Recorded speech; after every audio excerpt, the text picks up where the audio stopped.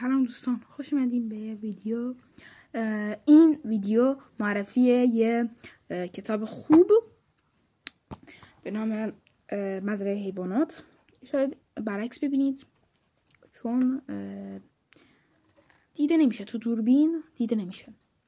این کتاب اثر جورج اورول هست که من تا صفحه 74 خوندم و کتاب خوبیه.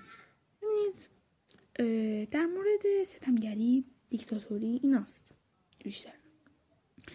ولی بذارین اینجاشو میخونم. این پشتش یه توضیحات کاملی در مورد این کتاب مزرعه حیوانات داده. خب، مزرعه حیوانات اثر جورج اورول داستان تمثیلی کوتاهی است که در قالب یک افسانه حیوانات به انتقاد از انقلاب‌ها و رژیم‌های تمامیت‌خواه می‌پردازد. حیوانات یک مزرعه علیه صاحب ستمگر خود شورش می‌کند تا جامعه عادلانه و برابر بسازند، اما به تدریج قدرت به دست خوک‌ها می‌افتد و آنها نیز به همان دیکتاتوری و فساد گرفتار می‌شوند که پیشتر با آن مبارزه کرده بودند. این کتاب با طنزی تلخ و هوشمندانه از سیاست‌های سرکوبگرانه و خیانت به آرمان‌های انقلابی انتقاد می‌کنه. ببینید براتون کامل‌تر توضیح بدم چون من تا صفحه 74 خوندم. ببینید این کتاب اگه تموم شد با هم براتون کامل‌تر توضیح میدم. ببینید این یعنی چی؟ این میگه که این به تدریج کم داره دیگه، مدت میگذره. یه صاحب داشتن، الان نمیخوام بگم زیاد توضیح بدم چون میخوام خودتون برید بخرید و بخونید. من دارم براتون توضیح میدم که خوبه، کتاب خوبیه، در هر جا هم نیست، ممنوعیت تو ایرانه. من به زور پیدا کردم، 80,000 تومان بود اینو خریدم. بعد منتظر ویدیو بعدم باشین. یه کتاب دیگه خریدم که تو این ویدیو براتون توضیح خواهم. ببینید این کتابیه که اثر جورج اورول. من یه کتاب دیگه سفارش دادم ازش به نام 1984.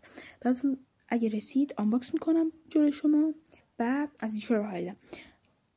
اگه رسید آنباکس میکنم جلوی شما و میخونم و براتون توضیح میدم. ببینید میگه یه صاحب مزرعه بوده، اسمشو نمیگم، خوک‌ها بودن، مزرعه بود، حیوانات بودن، همه حیوانات، هر جور حیوانات بودن. تو این حیوانات خوک‌ها باهوش بودن. این خوک‌ها صاحب مزرعه رو از مزرعه فراری میده و بعد صاحب مزرعه میشه. انگار مثلا پادشاه مزرعه صاحب مزرعه بوده که خریده، از اول داشتیم مزرعه رو. بعد که اینطوری دیگه رد شد، دیگه خوک‌ها صاحب مزرعه شدن، فراری دادن. بعد که یکم داستان و اینجور چیزا شد، بعد خوک‌ها خودشون ستمگر شدن، به حیوانات مزرعه زور میگفتن. اول خودشون خوب نشون دادن. من تو این خودم باور کردم، فکر کردم الان مثلا همون خوک‌ها شاید مزرعه رو بهتر اداره کردن. 2-3 سال اداره کردن. بعد یکم داستان عجیب شد. حالا خودتون بخونید، خیلی خوشتون میاد. خیلی کتاب خوبیه. مزرعه حیوانات، جورج اورول. مترجمش هم فرهاد توحیدی. خوبه، کتاب خوبیه. اگه بخواید برید تهیه کنید. تو هر جا هم نیست، برید پیدا کنید. حالا میتونید بخونید اگه خواستم نخونید. و من ربطی نداره. ولی کتاب خوبیه. میخوام اینو بگم، کتاب خوبی. من تو صفحه 74 خوندم. 10 فصله خودشم. 110 صفحه بود. آره 110 صفحه بود. کتاب بدی هم نیست انصافا کتاب بدی هم نیست. خوندم خیلی کتاب. ببینید نازکه، کم صفحه بود. 110 صفحه میدونی، خودتون میدونید اونایی که کتاب میخونن هیچ نیست. همین امروز یه کتاب خریدم، معرفیشو میذارم، اونم معرفی میکنم که چه کتابی. همه این کتاب میشناسید، همتون نه ولی بعضیا میشناسن چون کتاب نسبتا معروفیه و یکی از بهترین نویسنده هاش نوشته این کتاب.